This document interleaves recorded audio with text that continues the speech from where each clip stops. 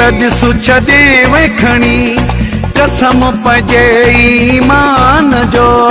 तूं बि त ॾिसु छॾे वखणी कसम पजे ईमान जो।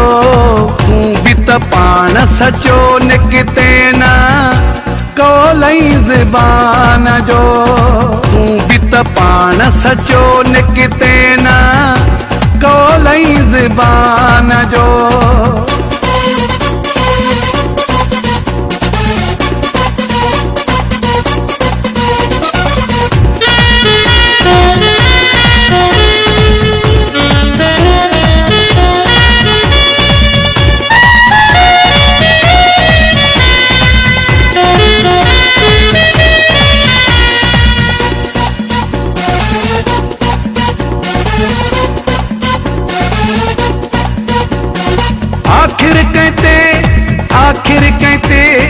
आखिर कहते इतबार करे मानू कीअं दिल खे चए कंहिंसां प्यार करे मानू। आखिर कहते इतबार करे मानू कीअं दिल खे चए कंहिंसां प्यार करे मानू। समुंड में लाहे हथ कढणो कम हूंदो आ न जवान जो। तूं बि त पाण सचो निकिते न कौलई ज़बान जो। तूं बि त पाण सचो निकिते न कौलई ज़बान जो। तूं बि त पाण सचो निकिते न कौलई ज़बान जो।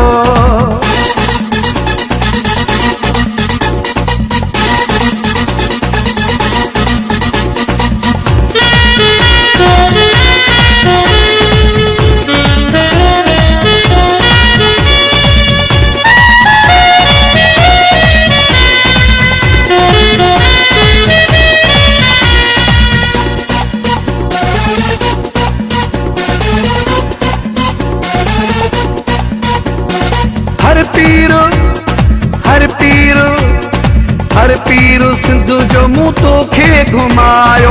हर पीर जो मुंह तोखे धागो परायो।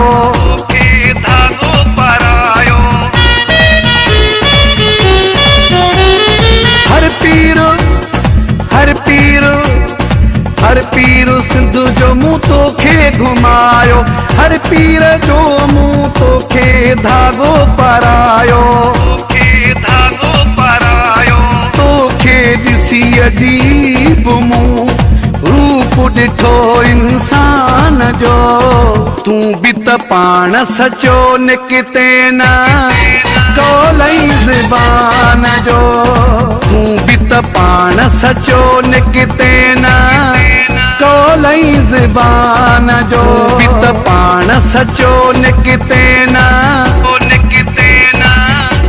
कौलई ज़बान जो।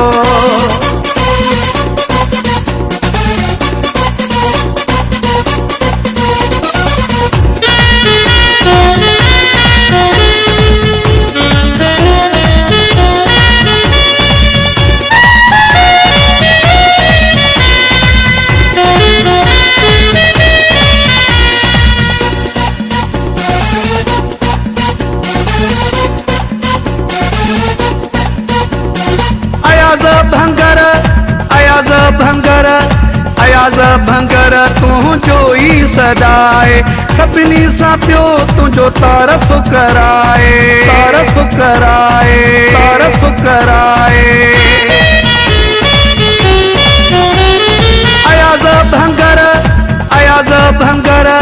अयाज़ भंगर तुंहिंजो ई सदाए सभिनी सां पियो तुंहिंजो तारफ़ कराए।